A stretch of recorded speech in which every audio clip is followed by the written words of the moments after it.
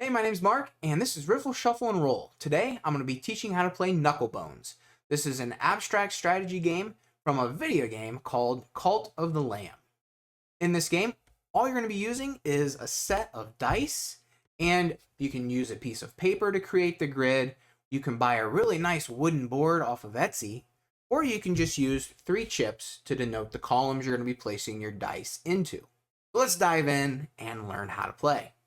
To play Knucklebones, you will need a set of 9 6-sided dice for each player, and it would be best to have some way to denote the 3 columns in which players are adding their dice. Gameplay is simple. On a player's turn, they will roll 1 die, and then they will place that result in one of the 3 columns. There are 2 nice little hooks to this game that all of the strategy or the tactical decision making will stem from. First, at the end of the game, each die will be worth the total value of the pips. So right now, this die is worth 2 points for the blue player.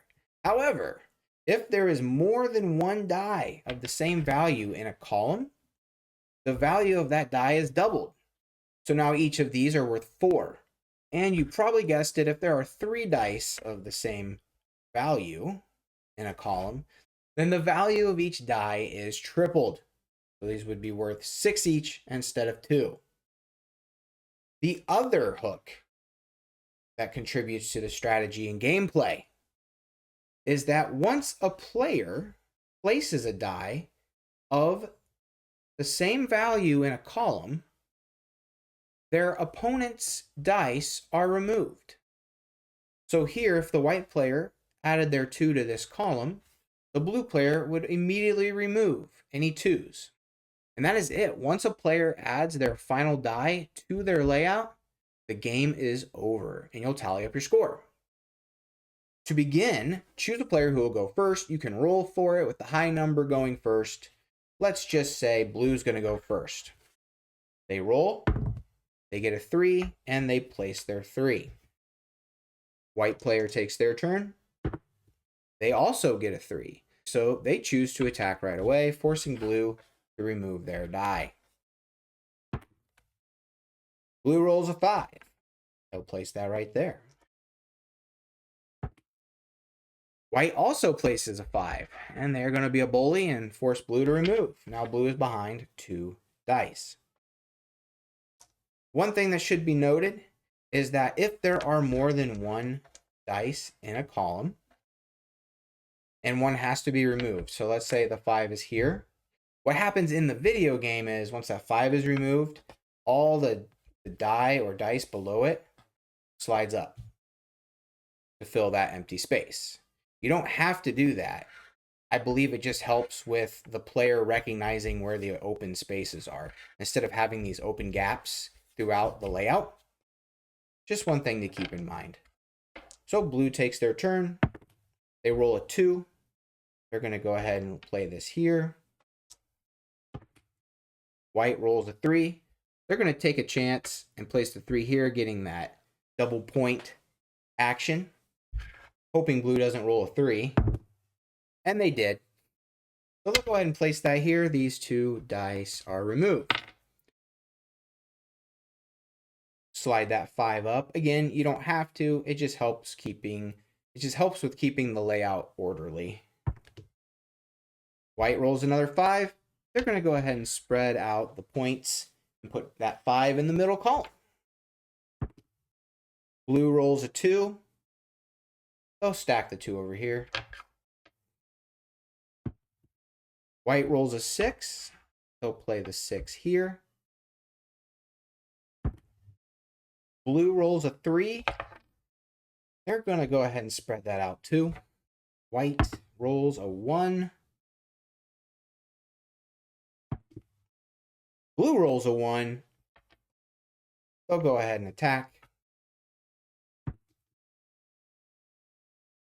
So white rolled a 3. They have a couple options. They can empty the middle completely, or take it out over here in the far column, which I think that's what they're going to do.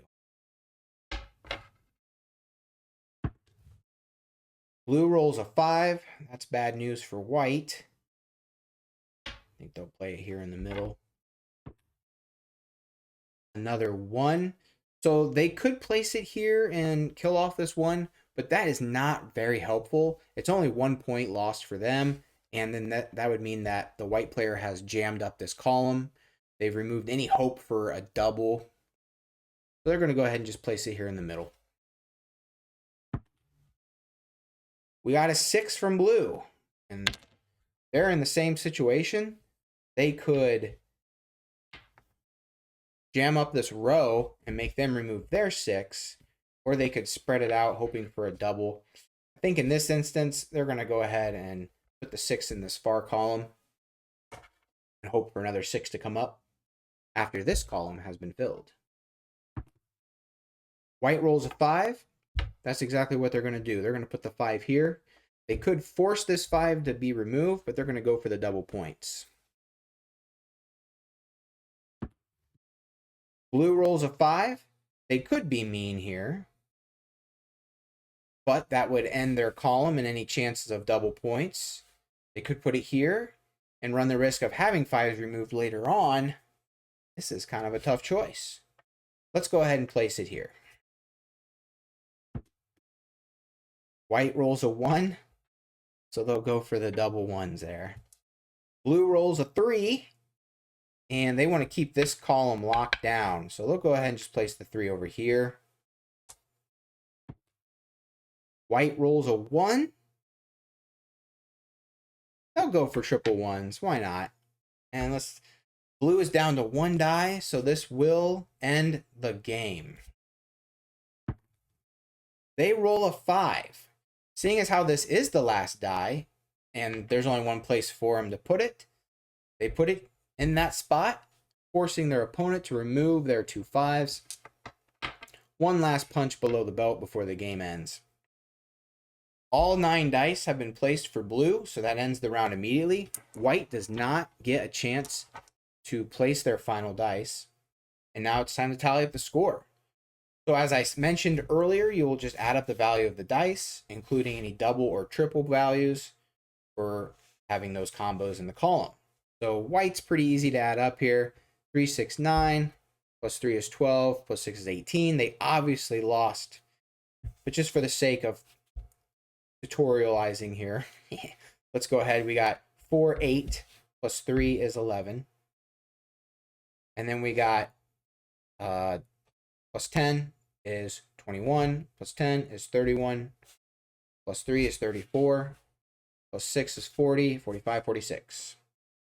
So it's a pretty big difference in score there. And that's how to play Knucklebones. Now, as I said at the beginning of the video, you can find really, really nice wooden boards on Etsy for this game. It's developed its own sort of following as a game in itself.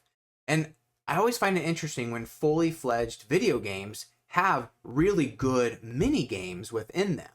And this is one that I think could easily be one of those games from 100 years ago that just uses dice and chips or a wooden board, like Marble Solitaire or any of the many number of strategy games that have no theme whatsoever.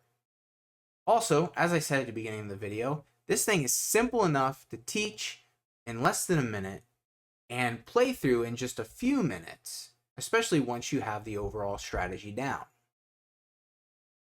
Well, I hope you enjoyed this game. Let me know if you play it and let me know what you think down below in the comments.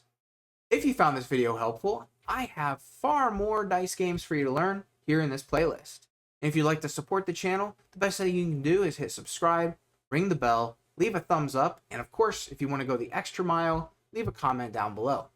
All of those things really help me out. Thank you so much for watching, and until next time, keep on playing.